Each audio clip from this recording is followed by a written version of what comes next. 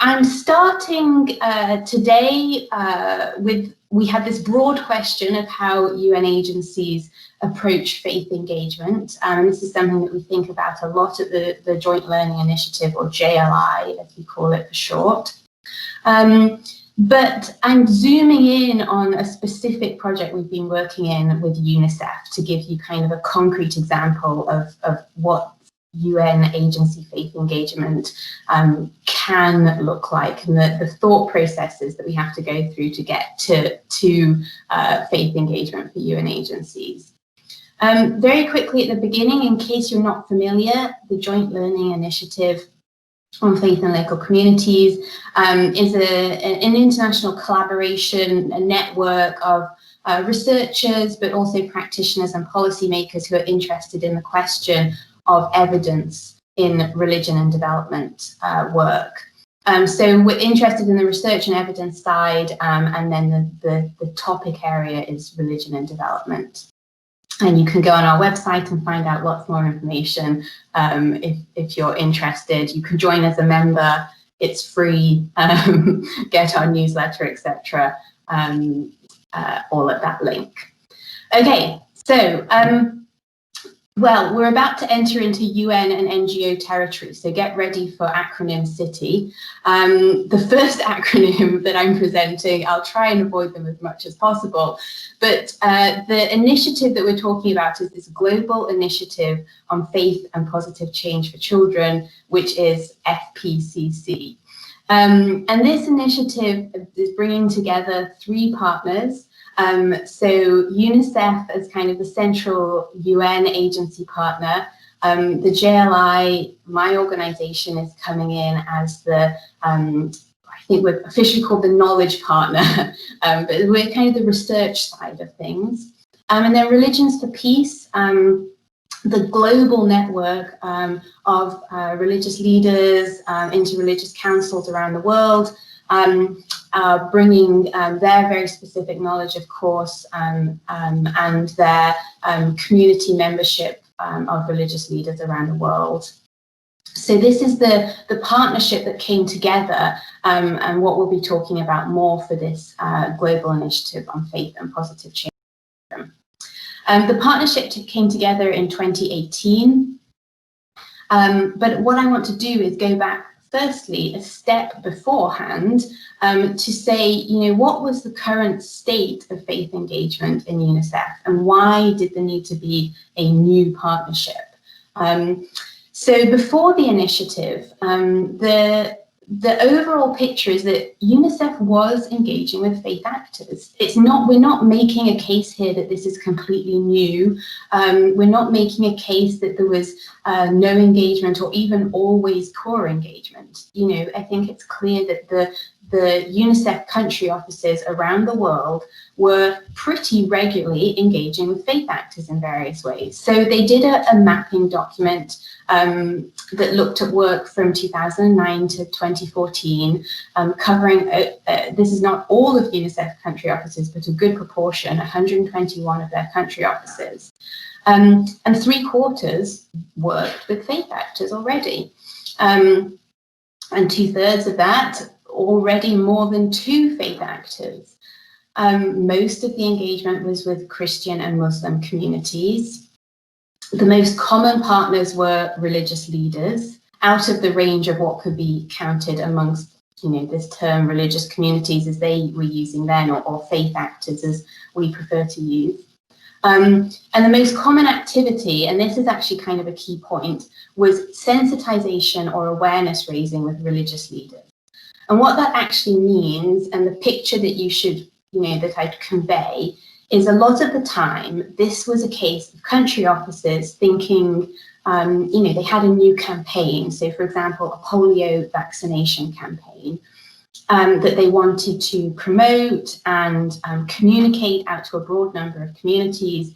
And they'd work with some religious leaders on some key messages to communicate to their congregations, for example. Or they'd work with some religious leaders, they'd bring them to a one-day orientation session on the vaccination campaign, and then ask them to go and cascade that information out to others that they knew, their congregations, their other networks that they had. And so that was kind of what we've seen is a pretty standard way of working, continues to be a pretty standard way of working, and is not necessarily wrong in itself.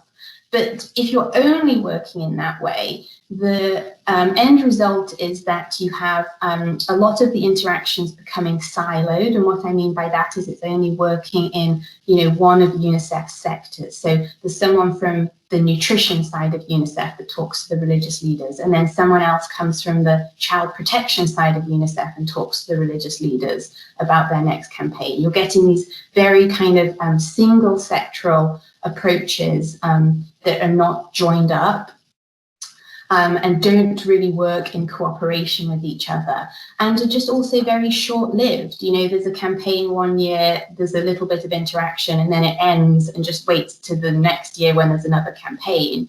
So there's no real strategy behind it. And this can lead to what we often talk about in the religion and development world as instrumentalization of the religious actors, and kind of burnout when there's been lots of different UN agencies coming up with their next orientation for religious leaders, and it's always the same religious leaders that they might go to, and there's no kind of back and forth discussion coming to the table in a more equitable manner as partners on development issues related to children. So this was the picture that we were getting beforehand, a realization that there was a lot of potential for this work, but that it had not been strategic enough. So the initiative, the new initiative started in 2018, as I said. It's with very specifically one of the departments in UNICEF that's their social and behaviour change department that they call Communications for Development department, and also with their Civil Society Partnerships department. And it was kind of key to, and I would say this in terms of faith engagement in UN agencies, something that we've really learned is it's really important to understand which departments you're working with and where this information is going to be most impactful. I think that the Social and Behaviour Change Department, their work is to look at how they work on social norms related to children. So this is issues like child marriage is a key area that comes up, but also, the access to health, so breastfeeding, vaccination, as I've already mentioned, other topics like that. And they really immediately, there was no question of the importance of engaging with faith actors on these topics. Whereas some departments, there might have been much more of a question around that. We've seen in some other examples. And the way that social and behaviour change, the way that department is set up and the way that they think in terms of social norms, the theoretical frameworks that they use are more familiar and in line with what we might be talking about connected to, some of the things that sometimes we think about in sociology of religion, or, other theoretical backgrounds that we have in our work in religion and development as well. So there was really a good meeting of minds there, I'd say, and that has been very important to get a good foundation for this that can then be rolled out into other departments in the UNICEF system. And then, of course, just in this circle, we have the other partners, the faith actor side from Religions for Peace, and then the research and pracademic. I think we'd call ourselves pracademics in JLI, that side of things. And that's what came together in the partnership with this fundamental question of what are the specific roles, caveats, most effective strategies, and demonstrated impact of faith actors in social and behaviour change related to the health, development, protection and empowerment of children, especially the most marginalised, across their 2 decades of life. So, you know, not a small question there by any means, fitting a lot into one sentence. But the research question really brings in things that are very important to UNICEF, and that we have to pay attention to. Marginalised communities, the 2 decades of life, these are all things that are going to be pivotal. So I think really another point for faith engagement with UN agencies is you have to, you can't bring outside information and frameworks into the mix and expect those to land well and immediately make sense. It's really about bringing the information that we have on religion and development into existing UNICEF frameworks and seeing how those work together, so that they're relatable to staff members within UNICEF. But we made the case that, you know, evidence should be the foundation of the project, and so the first year was really a lot about the evidence building side of things, and I'll go into that now.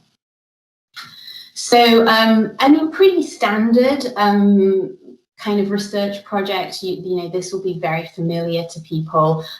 Starting off with a literature review, essentially. We did a content review as well, which was additional to the literature review, because we realized that there were already a lot of guidelines and toolkits available from various different faith-based organizations on this question of how do you work with faith actors on areas related to children, so maternal and newborn child health, breastfeeding, malaria, etc.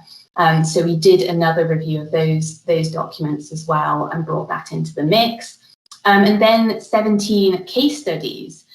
So this is where we got a little bit more into the primary research side of things. Interviews with UNICEF country officers, their government partners, their faith partners, document reviews. We had kind of an extended survey form that was circulated to them beforehand as well, and those case studies. We have 5 of those published so far. You can find them on our website, and I can put that in the chat at the end. But they're definitely more in-depth case studies of each of the country officers and how they were working before. But what I'll do is I'm going to kind of give you some of the findings from the literature review, because it's an interesting, it gives an interesting group of examples that are relevant to the way that JLI works in general, and the way that we are interested in evidence of faith actors' roles in development, and looking at how faith actors mobilize their communities to work on development goals, etc. And then I'll talk a little bit about some of the overarching findings of the case studies. Don't fear, I'm not going to go through every single 17 of these case studies, as that would take far too long. But I'll give you some of the kind of overarching points that we found before I get to the final piece of how we're implementing some, you know, changing the evidence into something that we can implement in a UNICEF environment. So this evidence review is online. You can read it. It's available now. And again, as I said, this really key thing was we structured it along the lines of these 4 behavioural outcomes, which are very important to the UNICEF social and behaviour change way of working. And they have a whole theory of change, which also includes these elements of engagement platforms, enabling and disabling environments. So we structured the way that we presented the information within their framework of working, and it was a relevant framework for the information that we had.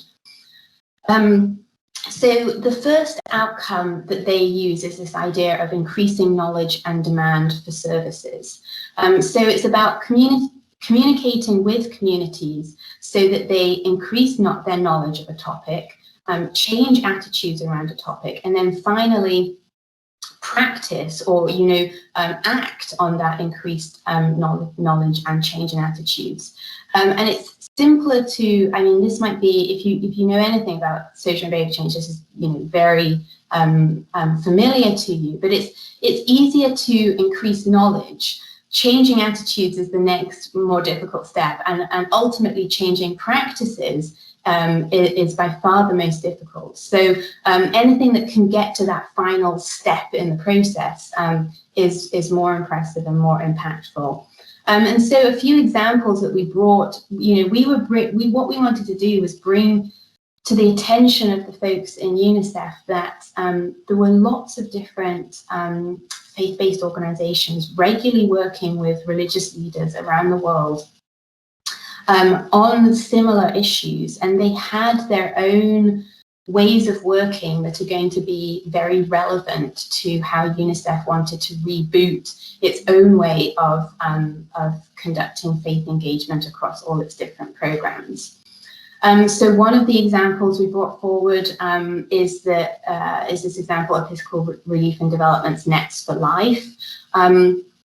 Working in a UN agency, evidence is very important, and evidence of impact is very important. So, being able to, and I haven't put up the whole research methodology behind this final number, but being able to bring something out that says, there's 85% change that was in part due to the work with religious leaders is going to resonate in environments where this kind of evidence of impact is very important. I have many thoughts on that, and we can talk about that later. But I thought it would be worth bringing up. Then I think another area that, and this is something that really resonated with a lot of the UNICEF folks, this example, and I thought that was interesting that it did, was this Council of Champions model that was put in place by Catholic Relief Services, CRS, where you bring together, and that's where the picture is from on this slide, bring together a kind of representative group, only with 36 hours training. That's really not that much, to discuss different practices for child survival and help encourage other people in their, in their towns and their communities about child survival practices. And one example that really came up as an example of success was that women did not usually announce, in some of the areas where they were working, announce their pregnancy until a ceremony in the 4th month, and there was often a need in terms of how that comes alongside medical practices around antenatal care. There's often a need to seek antenatal care before that point, and people would not seek that care before the 4th month. And so various of these councils of champions were able to, either modify the ceremony, offer alternatives, or in some cases they felt that it was even appropriate to end that type of ceremony to encourage women to seek antenatal care. I think that's an example that that's kind of some of the social and behaviour change of practices that the groups might be aiming at. And I think, this group, you might be more interested in, well, are these the practices that we want to change? What's the harm of changing some of these practices too? And I'd be interested to talk about that afterwards, but we can get into that in the question and answers maybe. So outcome 2, improving caregiving practices. I'll go through these very relatively quickly.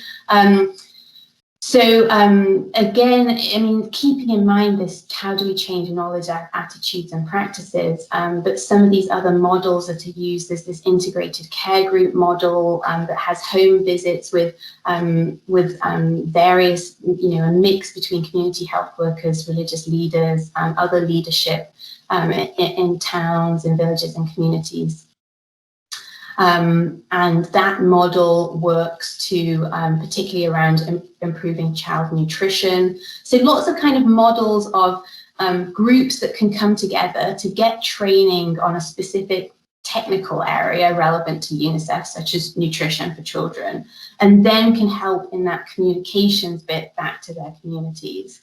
Another example is this one from Cambodia, working within the pagoda system, of working with younger nuns and what became known as What Grannies for this in this project, to talk about breastfeeding practices.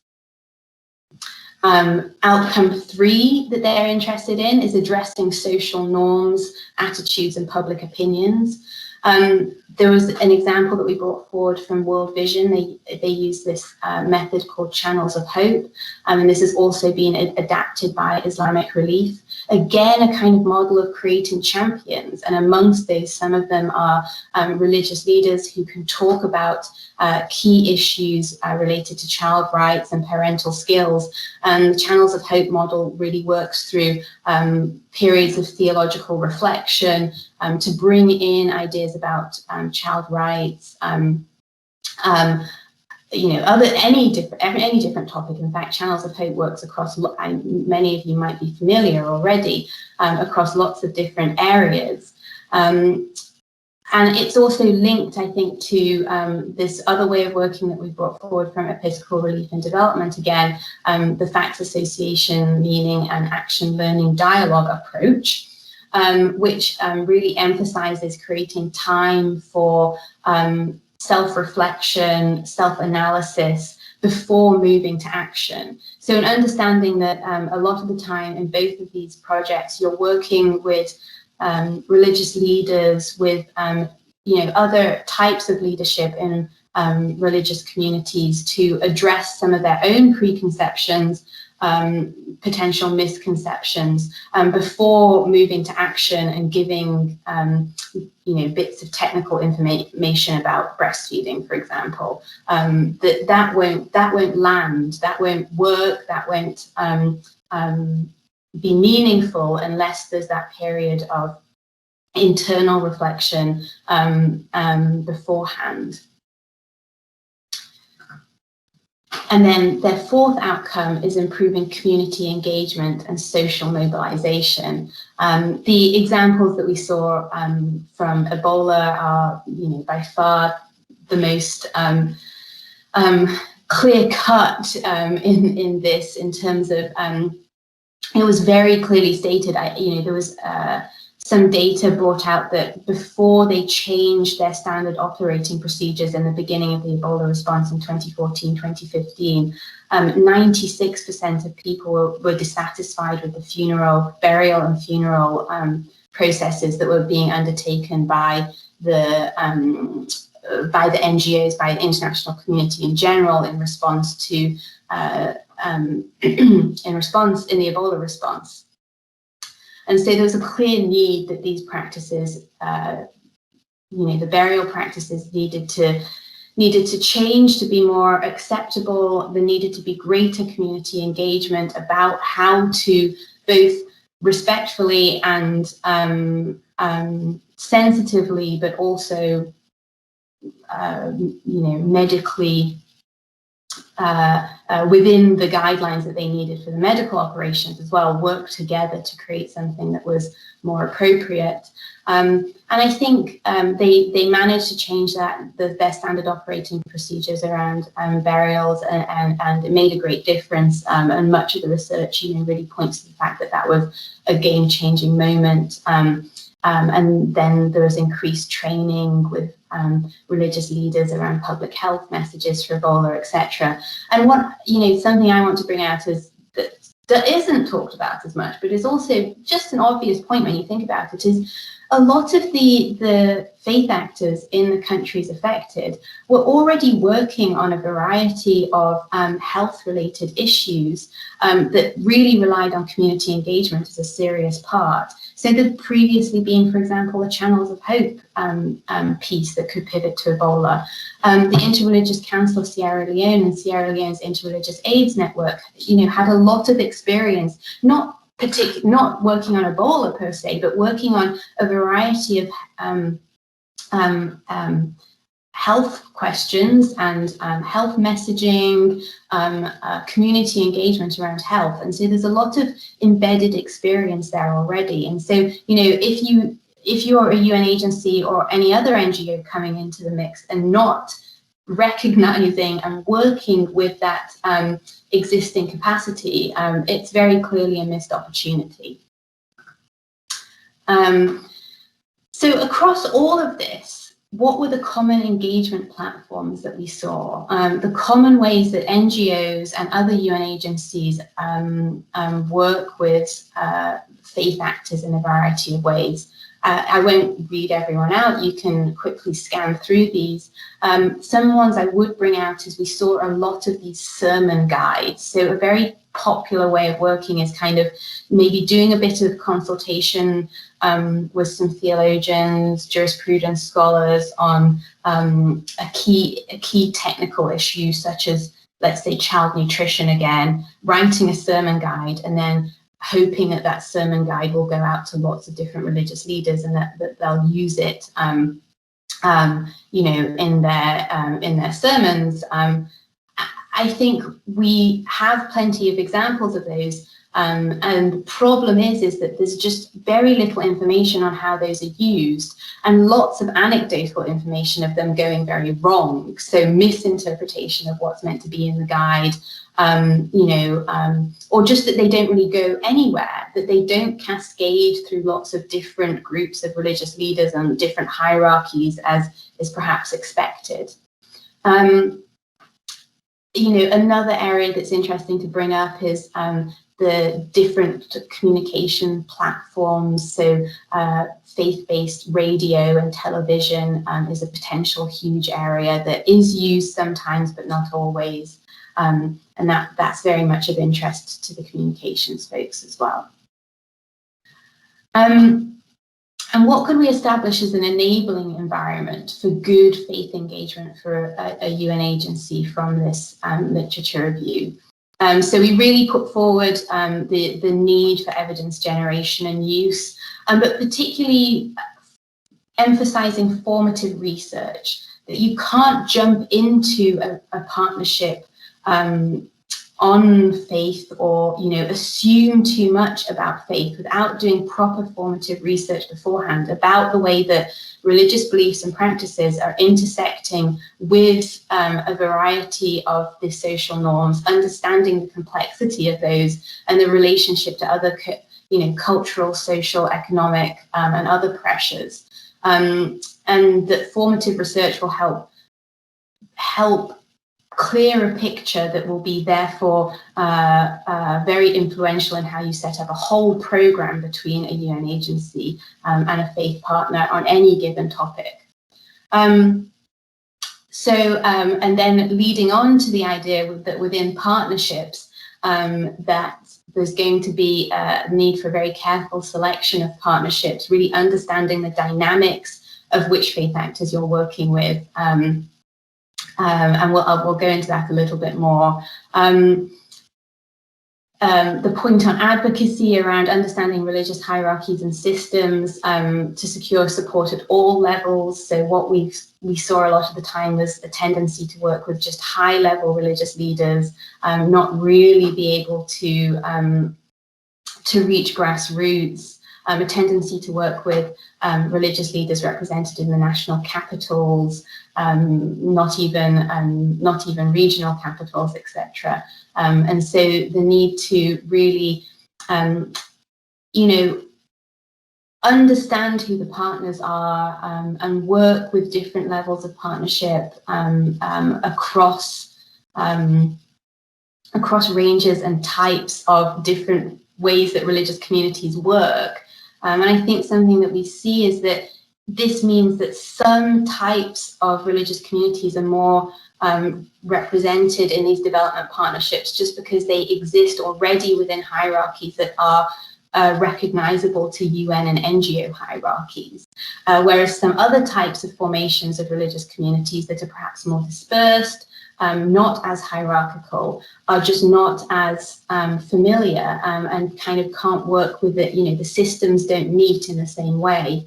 and that means that groups can be left outside development partnerships, or people just don't see eye to eye or have the opportunities to meet even.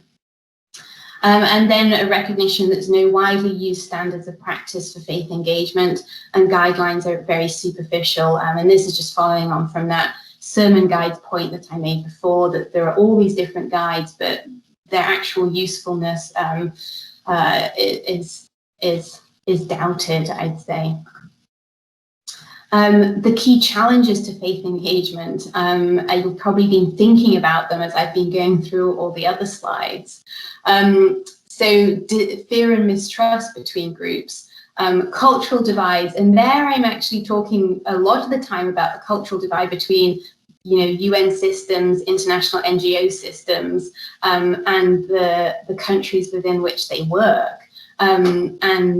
This is something that I work on in a lot of my own research on the secular and religious dynamics in humanitarian response and also in development work. But I think that's been particularly influential sometimes and leads towards a lot of the hesitancy from development partners to work with faith partners, and vice versa. Competition between different religious communities, an ability to work to hold on to the relationships with UN agencies and NGOs without letting go of some of that power. There's a lot of power dynamics there. The risk of instrumentalization I've noted already, ideological challenges and differences, technical challenges where there's expectations from the UN agencies about how faith actors should work, and they just have different technical capacities, gender imbalances and the way that those are seen by UN agencies as well. And then this point that I just brought up previously is who's left out and on the periphery. I'm jumping over these because I know I'm running out of time. So I want to get to the case studies. And these are the countries that we looked at. You can't see them very well on the map there, but definitely spread across a lot of the different regions that UNICEF works in. And so overall, I think we have these three kind of blocks of what we saw in these case studies, that the level of engagement was different depending on the country context, as is appropriate. So, for example, I'll actually start on the right-hand side with Cambodia and that pagoda system I was just talking about before. So the pagoda system and the way that it works is there's a Ministry of Cults and Religious Affairs, if you're familiar with the country. So UNICEF is in partnership with the Ministry of Religious Affairs, and that's how they work. So a highly formalized structure where they wrote child protection guidelines that could then be almost immediately rolled out within training systems that they have within the pagoda system structure, etc. So that was, and that lends, an ability to have a bit more of a guaranteed cascade from the relationship between the ministry and UNICEF into the whole pagoda system throughout the country. The most common type of engagement we saw was with interreligious, interdenominational organizing bodies that are often at that national capital level, as I said. So, for example, UNICEF has a partnership with the Interreligious Council of Kenya, or had a partnership, and many other examples around the world, in fact. So that's a kind of useful point of introduction for UNICEF, that there's already an established body, a body that's often quite used to working with development partners as well already, and that can be, especially an interreligious council, that can already be representative of a range of different actors, faith actors, although of course we have to reflect about who is and isn't in that interreligious council already and why that's the case.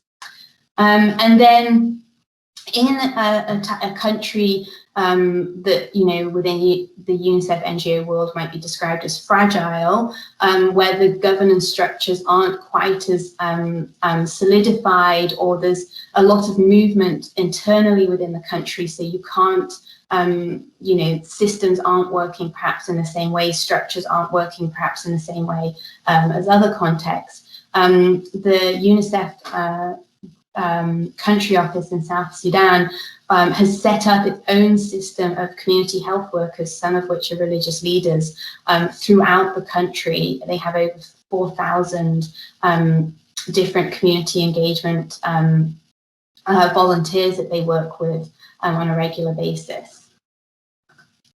And so overall, I think that we found that the kind of least effective way of working is this one-off orientations that I described at the very beginning, that are very common, but don't really allow for longer-term strategic engagement and equitable partnerships with faith actors.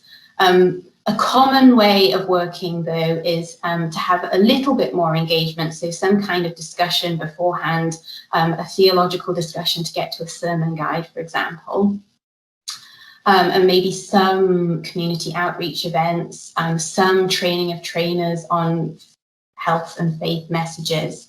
But what we wanted to push for, and the way of working that's a change, is longer-term trusting and mutually beneficial partnerships, where there's you know, more of this style of self-reflection, ability both for UNICEF staff and faith partners to come together and have self-reflection and reflect on their own partnerships, and how they could more fruitfully work together with a kind of participatory learning workshop, which is what we have essentially put together now.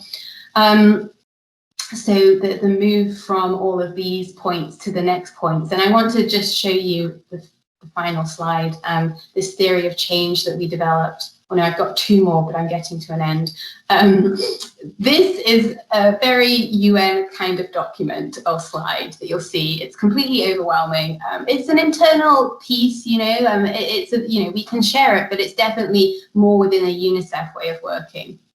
But the real heart of it is what's on these orange and purple egg shapes in the middle. And the idea here is that in any situation, that UNICEF really can't just be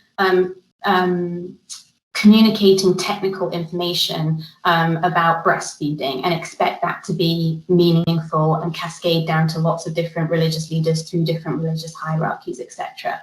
That there needs to be something that's more, there's time for technical discussion, there's time for what it says faith here, but the kind of the theological, scriptural reflection and space on that part as well. And then ultimately what's called heart on this diagram. But what we're talking about there is that personal reflection, that reflection of how the scientific and the theological can come together and has meaningful impact on our lives, or how growing up we've had a complete stereotype of something in our head and we need to change it, and that has actually been linked to some scientific or theological information previously.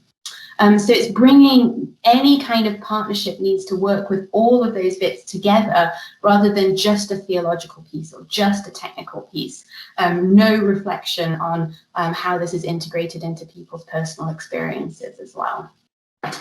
And so the current situation is that we were implementing workshops and different types of sessions based on that three-part way of working, technical, religious teaching side, and that heart, more personal, self-reflective side. And there's lots of reports on our website around stuff that we did in the end of December last year in many different countries. But then COVID happened and we pivoted, and we're now doing these online and with different guidelines, so it is a little bit different.